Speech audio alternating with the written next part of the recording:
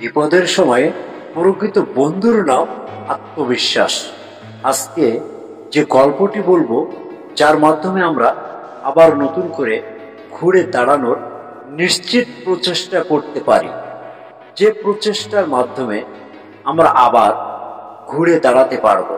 একবার একজন business executive প্রচন্ড অর্থ সংকটে পড়লেন। তিনি দেনার দায়ে ডুবেছিলেন ও সেটা থেকে মুক্তির কোনো উপায় খুঁজে পাচ্ছিলেন না।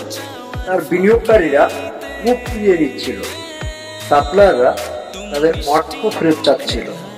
এরকম অর্থ সংকটময় মুহূর্তে তিনি একটি পার্কে চুপচাপ বসেছিলেন, ভাবছিলেন এরকম কোন উপায় বের করা যায় যাতে তিনি এ সমস্যা থেকে মুক্তি পেতে পারেন। তার প্রতিষ্ঠানও রক্ষা পাবে, ব্যাংকের হাতে বাজেয়াপ্ত হওয়া থেকে রক্ষা পাবে।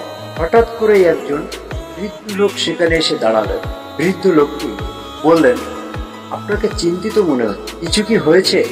আমাকে কি বলা যাবে? বিজনেস এক্সিকিউটিভ তাকে সব খুলে বললেন।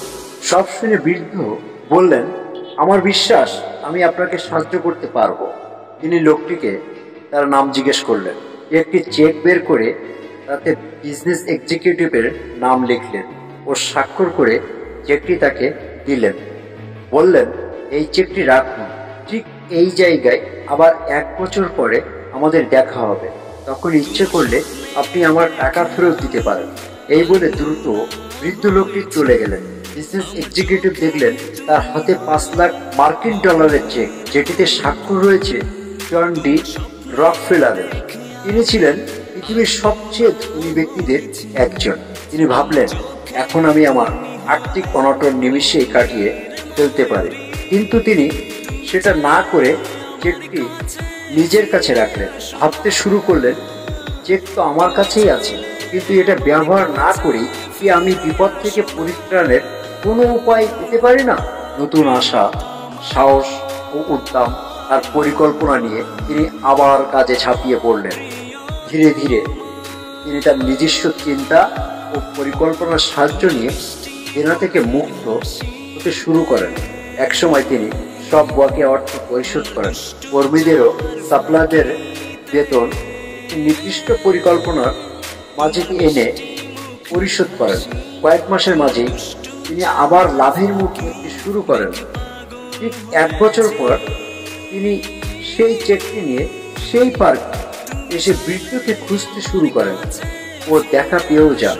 তিনি তাকে নিজের সাফল্যের গল্প বলতে শুরু করেন।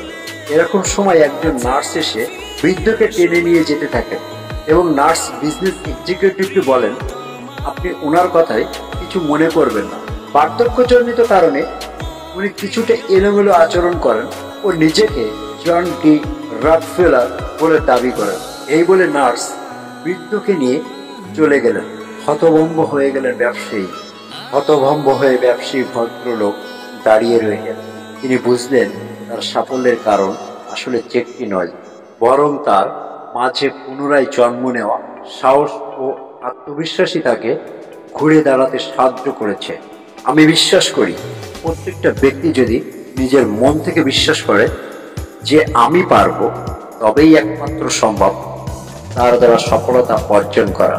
মনে রাখবেন, পাখি ডালের উপরে নয়, সে তার নিজের ডানার উপর বিশ্বাস রাখে।